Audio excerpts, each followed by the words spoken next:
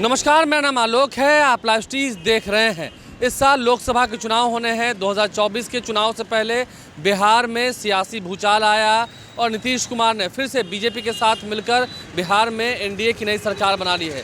देखिए, विश्वास मत भी हासिल करना है 12 फरवरी को। उससे पहले कई सारे कयास लगाए जा रहे हैं, लेकिन इस बात को मान के चलिए कि विश्वास मत हासिल करने में नीतीश कुमार ने भी कई बार अपनी किस्मत आजमाई है और उन्हें हर बार कामयाबी मिली है। इस बार भी कुछ वैसा ही होता हुआ दिख रहा है। हालांकि तेजस्वी यादव कह रहे हैं, लालू यादव कह रहे हैं कि अभी खेल होना बाकी है। खैर, देखना होगा 12 फरवरी को क्या होता है। हालांकि ज़्यादातर लोग ये कह रहे हैं कि बिहार में एनडीए की सरकार अच्छे से चलेगी, विश्वास मत नीतीश कुमार हासिल कर लेंगे। देखिए, अब हम बात कर रहे हैं इस वीडियो में, आज दो बड़े नेताओं की चर्चा करेंगे। सिवान के पूर्व सांसद दिवंगत मोहम्मद शहाबुद्दीन, जो अब इस दुनिया में नहीं रहे। सिवान में उन्हें भगवान कहा जाता था, सिवान में उन्हें गरीबों का मसीहा भी कहा जाता था। कई लोग उन्हें जंगल राज का प्रतीक भी कहते थे। तो खैर, अपने अपने ज़बान में लोग अपनी अपनी व्याख्या करते हैं। आज हम बात करेंगे मोहम्मद शहाबुद्दीन की धर्मपत्नी हिना साहब को लेकर। देखिए, हिना साहब 2024 में फिर से लोकसभा का चुनाव लड़ेंगी। वहीं दूसरी ओर अगर हम बात करेंगे तो पप्पू यादव की, पप्पू यादव ने भी कमर कस ली है। पप्पू यादव भी चुनाव लड़ेंगे। उन्होंने खूब तैयारी कर रखी है पूर्णिया से। देखिए, पिछली बार वे मधेपुरा से चुनाव लड़े थे अपनी पार्टी से, जन अधिकार पार्टी से, लेकिन वे चुनाव हार गए थे। वहाँ पर शरद यादव, जो कि अब नहीं रहे, दिवंगत नेता रहे, शरद यादव भी उस वक्त 2019 में चुनाव लड़े थे और वे चुनाव हार गए थे। वहाँ पर चुनाव जीत गए थे दिनेश चंद्र यादव, जो कि एनडीए के उम्मीदवार थे, जेडीयू के उम्मीदवार थे। तो ऐसे में पप्पू यादव इस बार अपनी किस्मत आजमाइश कर रहे हैं पूर्णिया से। पूर्णिया से उन्होंने जोर शोर से तैयारी भी कर रखी है।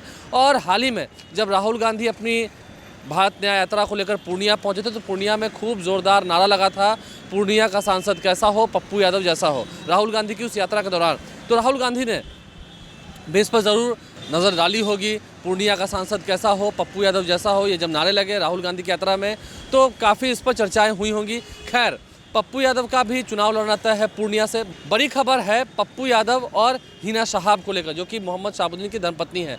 हिना साहब इस साल भी चुनाव लड़ेंगी, 2024 का लोकसभा चुनाव लड़ेंगी और सिवान से ही लड़ेंगी।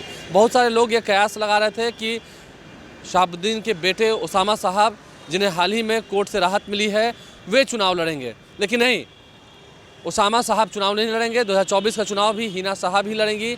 और जो कन्फर्म खबर है, अब आरजेडी के टिकट पर ही चुनाव लड़ेंगी। देखिए, हिना साहब की अभी आरजेडी से कोई फाइनल बात हो गई है, ये हम नहीं कर रहे हैं, लेकिन जो कंफर्म सूत्रों के हवाले से खबर है, आरजेडी भी इस बात को लेकर तैयार है कि सिवान से अगर चुनाव लड़ना है, महागठबंधन, क्योंकि अब जेडीयू नहीं है महागठबंधन में, आरजेडी है, कांग्रेस है, इसके अलावा माले हैं, यानी कि लेफ्ट की जो पार्टीज़ हैं। तो अगर सिवान से आरजेडी को जगह मिलती है, सिवान आरजेडी की ही जगह रही है, तो सिवान से हिना साहब को ही चुनाव लड़ाया जाएगा, क्योंकि मोहम्मद शहाबुद्दीन तो अब रहे नहीं। और देखिए, बिहार में अगर एमवाई की वोटों की बात करते हैं, तो अभी भी मोहम्मद शहाबुद्दीन के नाम का जलवा कायम है, भले ही वो इस दुनिया में ना रहे हो।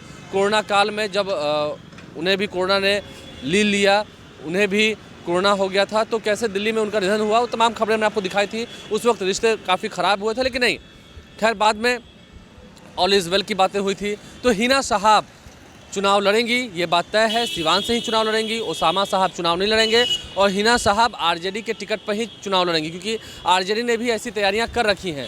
भले ही देर हो, क्योंकि देखिए, अब 1 महीने का ही समय बाकी है। मार्च में कोड ऑफ कंडक्ट लग जाएगा। मार्च में भारत निर्वाचन आयोग की ओर से चुनाव की घोषणा हो जाएगी, चुनाव की तारीखों की घोषणा हो जाएगी और उसके साथ ही आदर्श आचार संहिता लागू कर दी जाएगी। तो ऐसे में समय कम है और अब उम्मीदवारों पर भी चर्चाएँ शुरू हो चुकी हैं। हिना साहब का सिवान से फिर से आरजेडी से चुनाव लड़ता है, क्योंकि आरजेडी ने भी इसके लिए तैयारियां कर रखी हैं। आरजेडी ने भी जो इंटरनल सर्वे कराया है, उसमें हिना साहब का ही नाम सबसे आगे है। तो ऐसे में कई सारे उम्मीदवारों के नाम पर चर्चा हो रही है, क्योंकि अब नीतीश कुमार तो महागठबंधन के साथ है, नीतीश कुमार तो एनडीए में चले गए। अब दूसरा नाम पप्पू यादव का। पप्पू यादव से जुड़ी हुई एक खबर है कि पप्पू यादव जिस तरह से मेहनत कर रहे हैं, हालांकि पप्पू यादव के संबंध आरजेडी से उतने अच्छे नहीं हैं।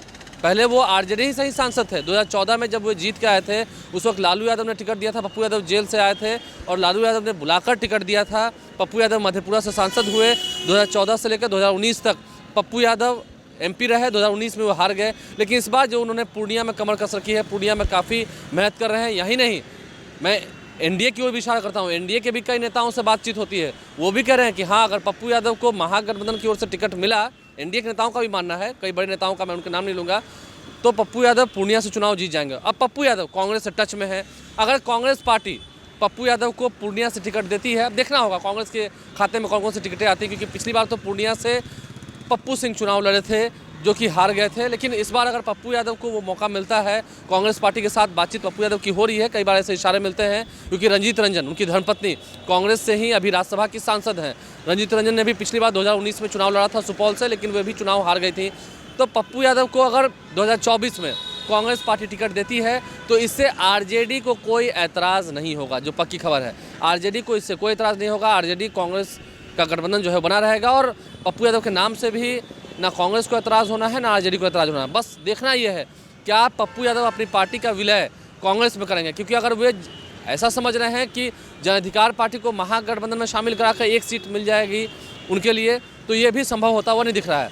तो पप्पू यादव को अगर टिकट चाहिए तो पप्पू यादव को कांग्रेस के साथ आना होगा। कांग्रेस देखना है कितनी देरी कर रही है, क्योंकि अंतोगत्वा फिर कांग्रेस भी जब उम्मीदवारों पर चर्चा करेगी तो कांग्रेस भी चाहेगी कि मजबूत उम्मीदवार दें। तो पप्पू यादव जिस तरह से तैयारी कर रहे हैं, उनकी चर्चाएं पटना तक हो रही हैं, तो पॉलिटिकल कॉरिडोर्स में हो रही है। तो पप्पू यादव को अगर पूर्णिया से टिकट मिलता है कांग्रेस की ओर से, कांग्रेस में अगर वो शामिल होते हैं, उसके बाद कांग्रेस अगर उन्हें टिकट देती है तो आरजेडी इसका विरोध नहीं करेगी। आपको याद होगा पिछले साल ही पप्पू यादव ने लालू यादव से मुलाकात की थी। पप्पू यादव आरजेडी की इफ्तार पार्टी में पहुंचे थे, तेजस्वी यादव से भी मिले थे। तो रिश्ते उतने खराब नहीं है जितने पहले हुआ करते थे। राजनीति संभावनाओं का खेल है, राजनीति में बहुत कुछ बदलता रहता है, राजनीति में कुछ भी बदल सकता है। आप जानते हैं, जब हम सिवान की बात करें, ओम प्रकाश यादव जो कि 2009 में निर्दलीय चुनाव लड़े और हिना साहब को चुनाव हरा दिया था। 2014 में फिर वो चुनाव लड़े एनडीए से और फिर हिना साहब को हरा दिया। ओम प्रकाश यादव ने एक वक्त क्या कहा था, शहाबुद्दीन से तो उन्हें खतरा है ही, जब उन्हें टिकट कटने का उनका डर था, लेकिन उसके साथ साथ उन्हें एनडीए से भी खतरा है। इस बयान के बाद काफ़ी खलबली मची थी 2019 के चुनाव से पहले। हालांकि 2019 में सिवान की जो सीट है वो जेडीयू के खाते में गई एनडीए में, और कविता सिंह वहां से जीत कर आई, फिर से हिना साहब को हराया, और कविता सिंह फिलहाल मौजूदा समय में सिवान से सांसद हैं। देखना ये होगा इस बार फिर क्या सिवान की सीट जो है वो जेडीयू के खाते में जाती है, क्या फिर से कविता सिंह को ही टिकट मिलता है, क्योंकि फिलहाल एनडीए के भीतर भी सीट शेयरिंग पर अभी बातें चल रही हैं, अभी सब कुछ फाइनल नहीं हुआ है।